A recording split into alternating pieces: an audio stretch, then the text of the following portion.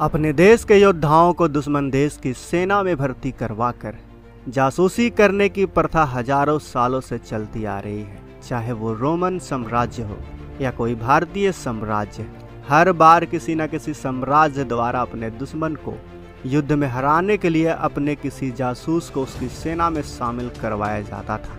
लेकिन अब सवाल है कि क्या आज भी ये तरीका अपनाया जा रहा है?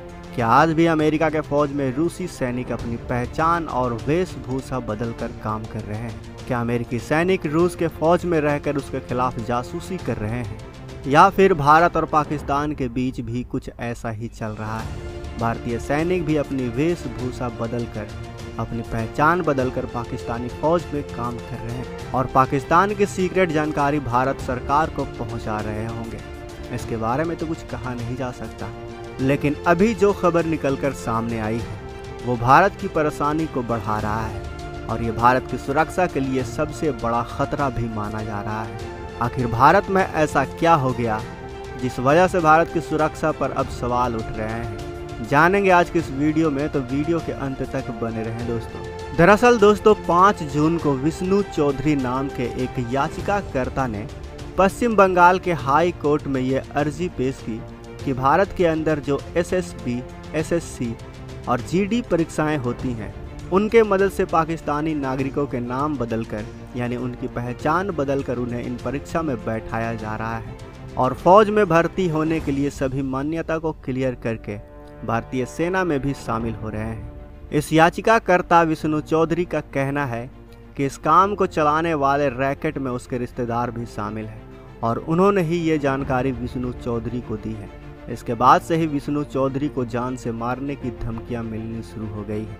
तो क्या अब हमें ये मान लेना चाहिए कि हमारी भारतीय सेना में भी कुछ पाकिस्तानी फौजी घुसपैठ कर चुके हैं और ये भारतीय सेना का सभी सीक्रेट ISI और पाकिस्तानी सरकार तक पहुंचा रहे हैं? दोस्तों ये बात तो साफ है कि आपके पास आपके दुश्मन की जितनी ज़्यादा जानकारी और सीक्रेट इन्फॉर्मेशन होगी तो उसे युद्ध में हराना और भी ज़्यादा आसान हो जाएगा। देखिए, सभी देशों की अपनी एक टेरिटरी होती है और अपनी सीमा को सुरक्षित रखने के लिए उस देश के पास पर्याप्त हथियार मौजूद है। तो सामने वाले देश के पास कितना भी फायर पावर रहे, वो उस देश की सीमा के अंदर घुस नहीं सकता। उदाहरण के लिए रूस यूक्रेन के युद्ध को ही देख सकते हैं। यूक्रेन के पास इतनी फायर पावर मौजूद थी जिसकी मदद से वो अपनी सीमा की डिफेंड कर रहा है।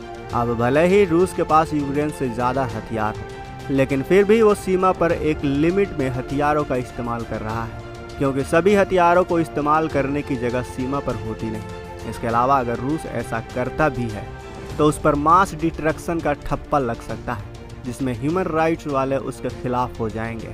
ठीक ऐसा ही चीन और भारत के बीच में है।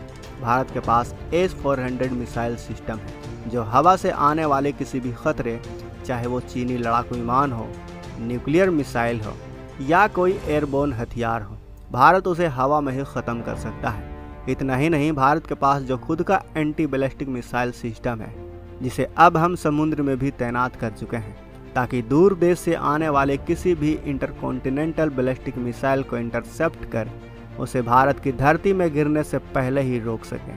अब भले ही उसके पास 100 हैं और हमारे पास 10 जो हमारी सीमा को सुरक्षित रखते हैं, तो उसके 100 anti ballistic missile defence system का 10 एंटी बैलिस्टिक मिसाइल सिस्टम का कोई सामना नहीं है। तो इस हिसाब से देखा जाए तो युद्ध वही देश जीतेगा जिसके पास उसके दुश्मन का सबसे ज़्यादा और सीक्रेट इन्फॉर्मेशन हो कि उसकी फ़ौज कैसी है, वो किस तरह का हथियार युद्ध में इस्तेमाल कर रहे हैं और किस किस जगह उनके कमांड सेंटर हैं और वो किधर अपने डिफेंस सिस्टम को तैनात करेंगे। इन सब की जानकारी होने के बाद हम अपनी स्ट्रेटजी बना सकते हैं और पल भर में अपने दुश्मन का किस्सा ख़त्म कर सकते हैं। तो जिस तरह पाकिस्तानी सैनिकों के भारत के अंदर भारतीय सेना के एग्ज़ाम को पास करना और भारतीय सेना में शामिल होने की बात निकलकर सामने आ रही है, वो भारत और हमारी सुरक्षा के लिए काफ़ी चिंताजनक बात है। क्योंकि अगर ये सच है तो हमारी सेना की कितनी जानकारी अब तक लीक हुई होगी और क्या पता जो हमारे जवानों पर आतंकी हमला होते हैं वो भी हमारी सेना में छुपे पाकिस्तानी फ़ौज की वजह से होता है,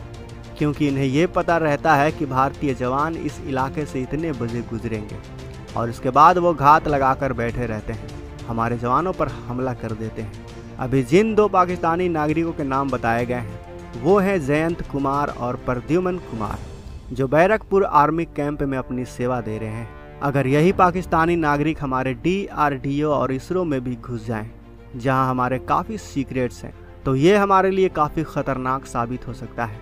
तो अब हमें अपने सारे एंट्री प्रोसीजर यानी जो भर्ती की प्रक्रिया है, इसमें और भी ज़्यादा सुधार करना होगा और एक प्रॉपर बैकग्राउंड चेक करना भी ज़रूरी हो गया है। अगर ऐसा नहीं किया गया तो आने वाले समय में भारत की तबाही का कारण बन सकता है। वैसे दोस्तों, आपको क्या लगता है, क्या भारत को ऐसा करना चाहिए? हमें अपने विचार कमेंट बॉक्स में अवश्य बताएं। साथ ही वीडियो अच्छी लगी हो तो वीडियो को लाइक करें, अपने दोस्तों के साथ शेयर करें और अगर आपने अभी तक इस चैनल को सब्सक्राइब नहीं किया है तो इस चैनल को भी सब्सक्राइब कर लें। साथ ही बगल में जो बेल आइकन का बटन है उस पर ऑल पर भी क्लिक कर लें, ताकि हमारी आने वाली वीडियो